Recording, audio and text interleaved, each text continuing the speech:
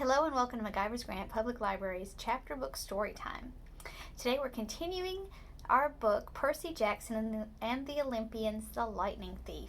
This book was written by Rick Riordan. He's the author, so he wrote the words. And it was illustrated by John Rocco, and this is a beautiful illustrated version. I keep showing the back. Isn't that neat? Pictures are wonderful. It was published by Disney Hyperion, and we are in Chapter 18, which is titled Annabeth Does Obedience School. Percy and his friends have just made it to the underworld. I'm not sure what I was expecting, pearly gates or a big black portcullis or something, but the entrance to the underworld looked like a cross between an airport security and the Jersey Turnpike. There were three separate entrances under one huge black archway that said, "You are now entering Erebus." Each entrance had a pass-through metal detector with security cameras mounted on top. Beyond this, there were toll booths manned by black-robed ghouls like Karen. The howling of the hungry animal was really loud now, but I couldn't see where it was coming from. The three-headed dog, Cerebus, who was supposed to guard Hades' door, was nowhere to be seen. The dead queued up in three lines, two marked Attendant on Duty and one marked Easy Death. The Easy Death line was moving right along. The other two were crawling. "What do you figure?" I asked Annabeth. "The fast line must go straight through to the asphodel field," she said. "No contest. They don't want to risk judgment from the court because it might go against them." "There's a court for dead people?" "Yeah, 3 judges. They switch around who sits on the bench. King Minos, Thomas Jefferson, Shakespeare, people like that. Sometimes they look at life and decide that a person needs a special reward, the fields of Elysium. Sometimes they decide on punishment, but most people, well, they just lived. Nothing special, good or bad, so they go to the asphodel fields." "And do what?" Grover said. "Imagine standing in a wheat field in Kansas, forever." "Harsh," I said. "Not as harsh as that," Grover muttered. "Look." A couple of black-robed ghouls had pulled aside one spirit and were frisking him at the security desk. The face of the dead man looked vaguely familiar. "He's that preacher who made the news, remember?" Grover asked. "Oh, yeah, I did remember now. We'd seen him on TV a couple of times at Yancey Academy dorm. He was this annoying televangelist from upstate New York who'd raised millions of dollars for orphanages and then got caught spending the money on stuff for his mansion, like gold-plated toilet seats and an indoor putt-putt golf course. He died in a police chase when his Lamborghini for the Lord went off the cliff." I said, "What are they doing to him?" "Special punishment from Hades," Grover guessed. "The really bad people get his personal attention as soon as they arrive.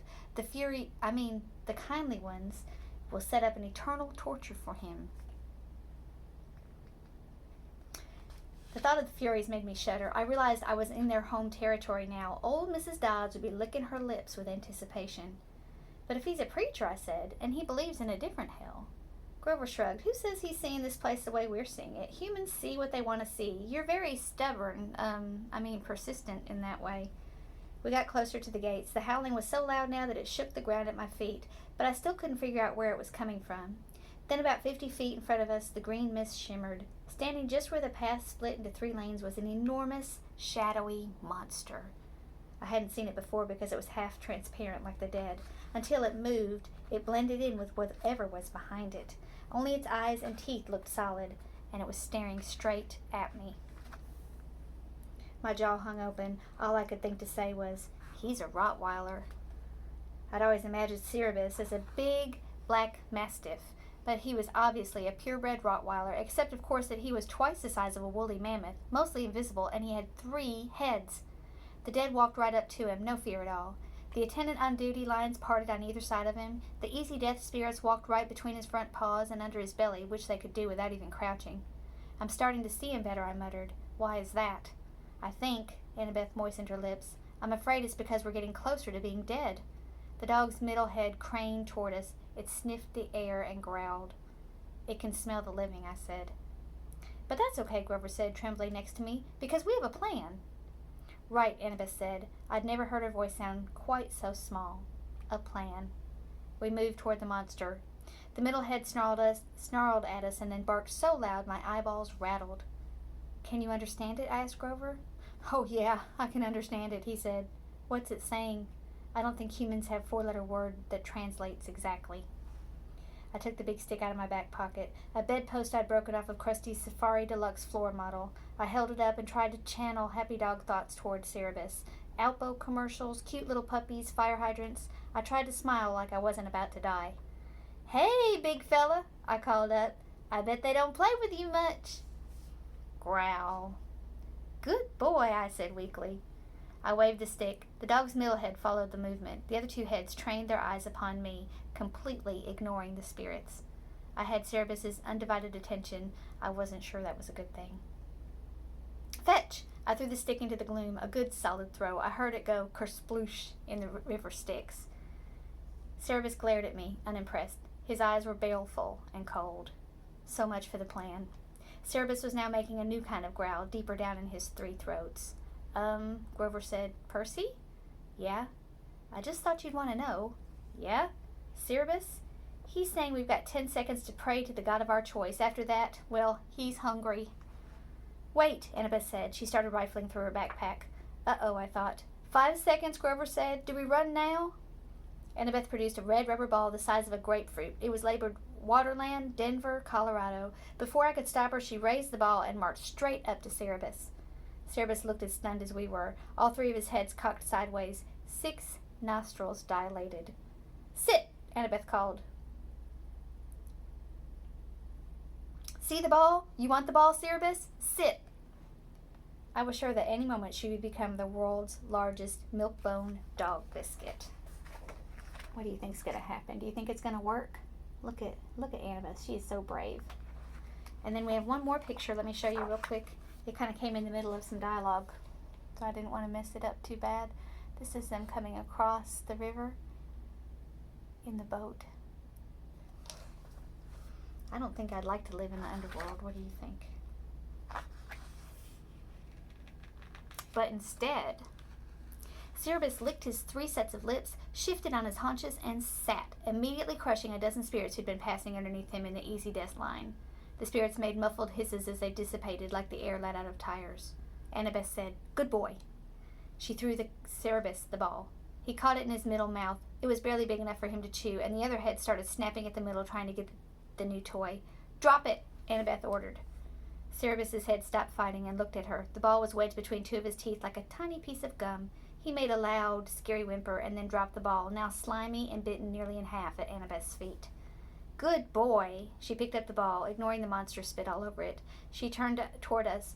"Go now. Easy death line. It's faster." I said, "But now," she ordered, in the same tone she was using on the dog. Grover and I inched forward warily. Cerebus started to growl. "Stay," Annabeth ordered the monster. "If you want the ball, stay." Cerebus whimpers, but he stayed where he was. "What about you?" I asked Annabeth as we passed her. "I know what I'm doing, Percy," she muttered. "At least I'm pretty sure." Grover and I walked between the monster's legs. "Please, Annabeth," I prayed, "don't tell him to sit again." We made it through. Cerebus wasn't any less scary looking from the back. Annabeth said, "Good dog." She held up the tattered red ball and probably came to the same conclusion I did. If she rewarded Cerebus, there'd be nothing left for another trick. She threw the ball anyway. The monster's left mouth immediately snatched it up, only to be attacked by the middle head, while the right head moaned in protest. While the monster was distracted, Annabeth walked briskly under its belly and joined us at the metal detector. "How did you do that?" I asked her, amazed.